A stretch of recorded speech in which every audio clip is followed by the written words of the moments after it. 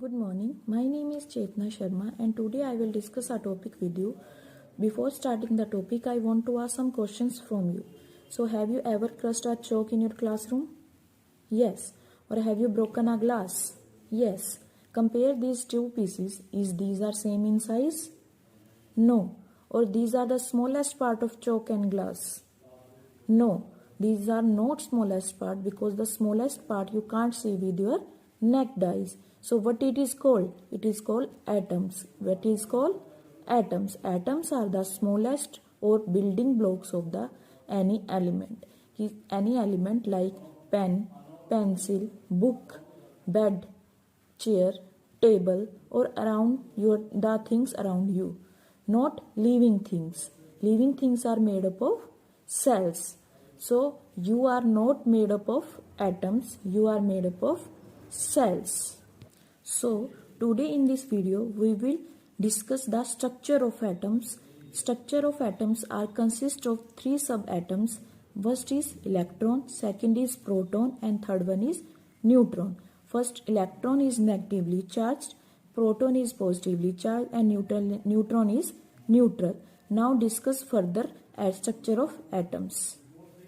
So atoms are consist of electron, proton, and neutron. Electrons are negatively charged, protons are positively charged, and neutrons have no charge. Now discuss the structure, how they are arranged in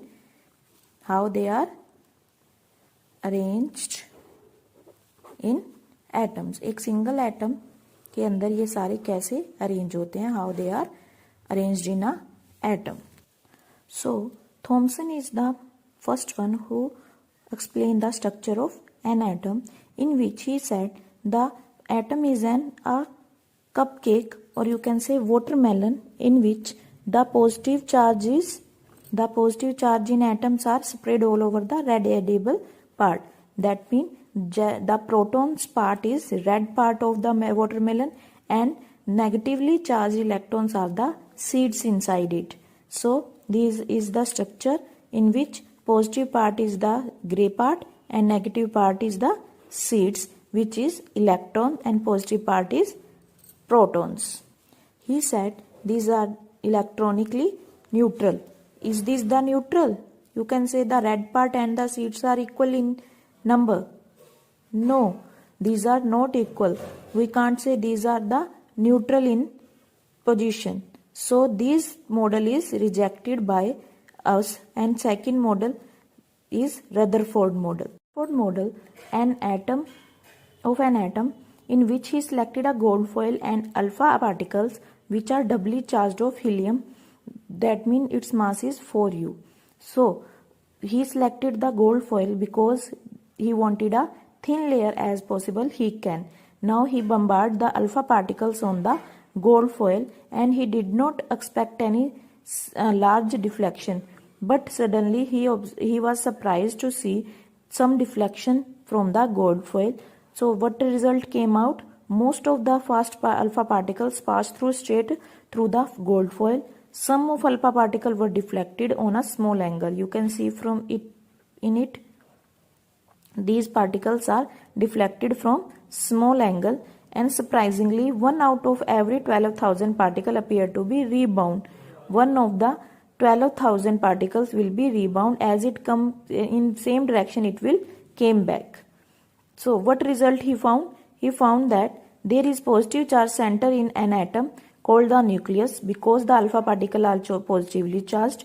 Nearby all the masses of an atom resisting in the nucleus. He said there is a positive charge in the center of the atom. The electrons revolves around the nucleus in the circular path, and the electrons are revolving around the circular path. The size of nucleus is very small as compared to size of atom.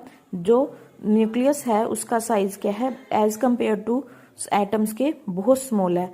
But there is a drawback of Rutherford model. He said the electrons revolves around the nucleus in circular path. You can see if a thing is revolving, in the end it will come into the center and it will be fall. That means the electrons which are revolving around the nucleus will fall at the end, it will fall into the nucleus. but it does not happen. So this is the drawback of the Rutherford model. The revolution of the electron in the circular orbit is not expected to be stable. Any particle in the circular orbit would undergo acceleration. During acceleration, charged particle would radiate energy. Thus, the revolving electron would lose energy and finally fall into the nucleus. That means if they are circulating in the around the nucleus, they will release energy, and when they release their almost energy, they will fall into the nucleus. So this is the drawback of Rutherford model. Then we found another model, that is Bohr model, that is running in today's time. So in Rutherford model, only certain special orbital known as discrete orbital of electron are allowed inside the atom. He said they are revolving in different orbitals, not on same path.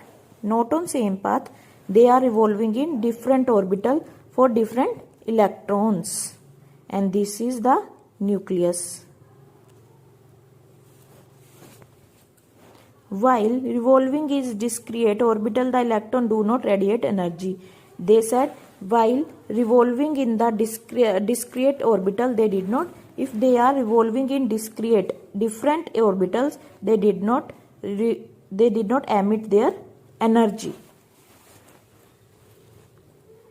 So this is the perfect structure of an atom. This is the perfect structure of an atom, in which these are the nucleus, this is the shells. He named the shell as K, L, M and N, or you can say 1, 2, 3 and 4.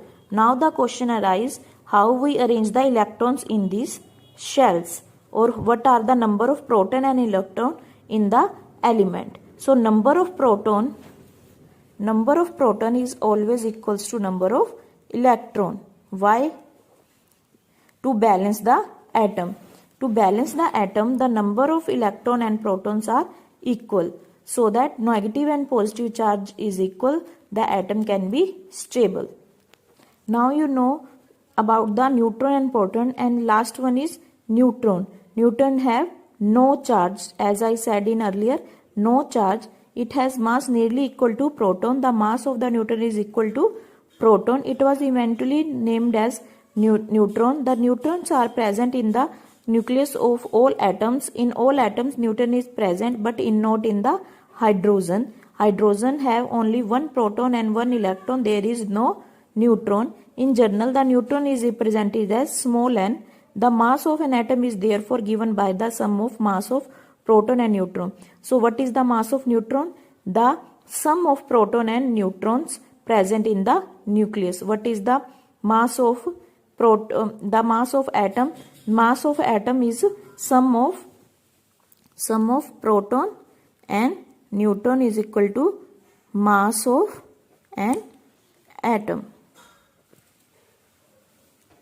So last thing is, how are electrons distributed in different orbitals? These question arise. We know the electrons are arranged in different orbitals, but how can we arrange them in different orbitals?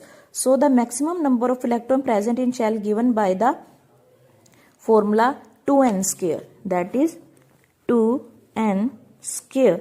So the number we said that earlier, the name of the shells is 1, 2, 3, that is first, second, third. So how we arrange the electrons? For first cell, 2n square, that is 2, and these are the n. N is equals to 1, 2, 3, 4 and further. So 2, 1 square, that means 2. In first shell, we will fill 2 electrons in it.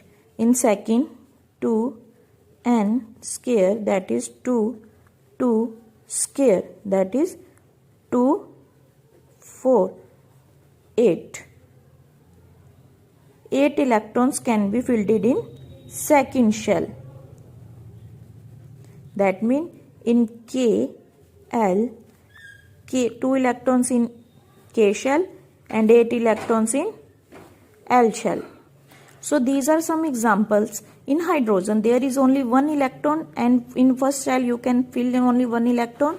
Helium there are 2 electrons, so we fill 2 electrons.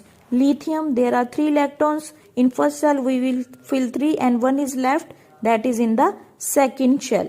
And beryllium there are 4, so 2 in first and 2 in second. Last, like this we can arrange the electrons. So in argon there are how many electrons? You can count. Do you know how many electrons are in argon? There are 18. Now it's your turn to arrange the electrons in the argon. So 18, that means 18, 2 in K shell, 8 in L shell. After that, which shells are given? M. 4.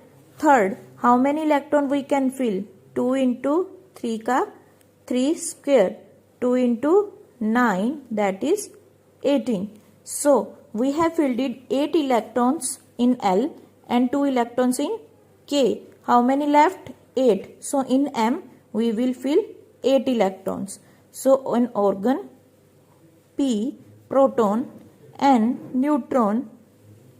In first shell 2 electrons, in second shell 8 electrons, 2, 3, 4, 5, 6, 7, 8. In third 1, 2, 3, they can't be intersect, sorry.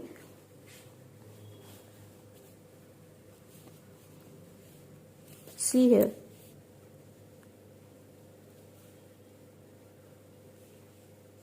Now you can see clearly. In first 2, second 8 and in last 8 electron. So these are the arrangement of argon atoms. So you have a list of elements in your book or you have it on your internet.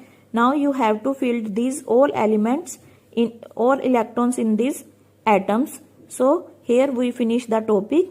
Thank you.